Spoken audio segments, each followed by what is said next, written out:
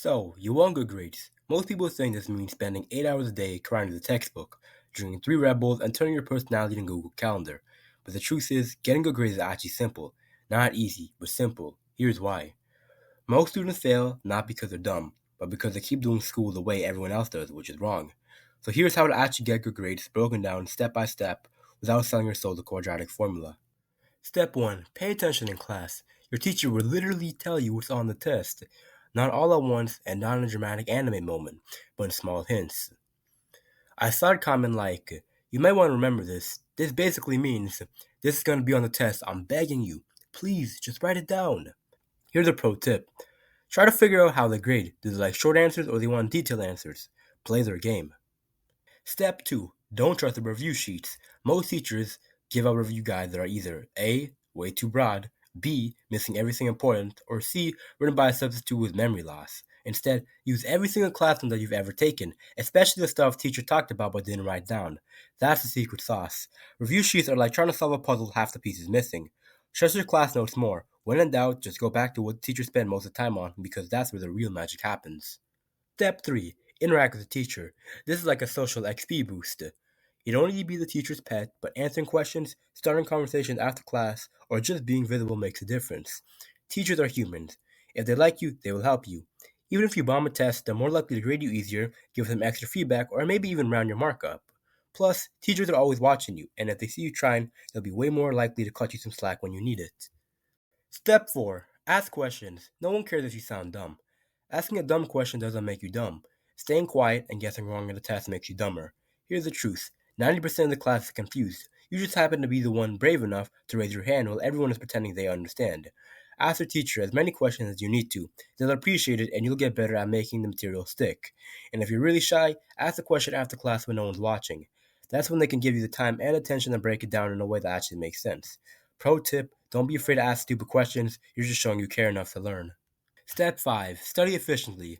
Cramming is like trying to cook a steak in the toaster. It might work, but it's stupid.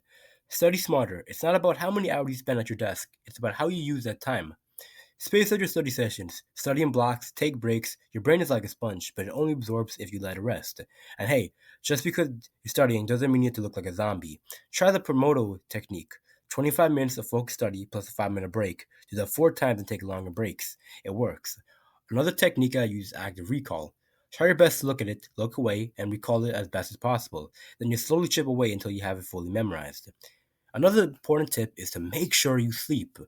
Sleep is like hitting the save game button in your brain. If you don't sleep, it's like playing for hours without saving. When you wake up, all your progress is gone. Also, during sleep, your brain levels up your memory, organizing, upgrading, and locking in everything you learned, like completing quests and gaining XP overnight. No sleep equals no XP, which is no upgrades and a higher chance of getting your moves. Step 6. Don't memorize, understand. Memorizing gets you a B. Understanding pushes you towards the next level. If you can explain something like you're teaching it to a 5-year-old or your sleep deprived friend the night before the test, that means you actually get it. Understanding is the key. If you only memorize formulas or facts, you'll forget them. But if you truly understand them, they're yours forever. Use real life examples that make things stick.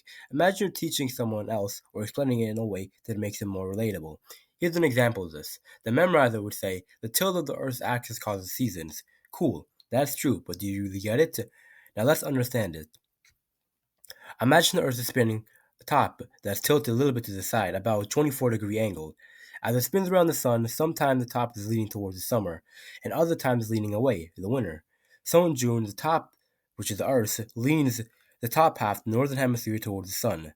That part gets more direct sunlight and longer days. That's why it's hot, more sun, and more time. In December, the sun has moved around the sun, and now it's the bottom half, which is the southern hemisphere, that's leaning in. So the top half gets less sun and shorter days. That's winter.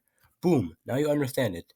Not just by memorizing the tilt causes seasons, but why the tilt plus orbit equals changing the weather. Getting good grades isn't about grinding 24/7. It's about being smart about how you learn and using the system the way it was designed. Teachers want you to win. You just have to play the game right. And if you want to upgrade your memory so studying becomes 5 times easier, check out Your Memory Sucks. Here's why. Link in the description. Subscribe or I'll fail your next test personally.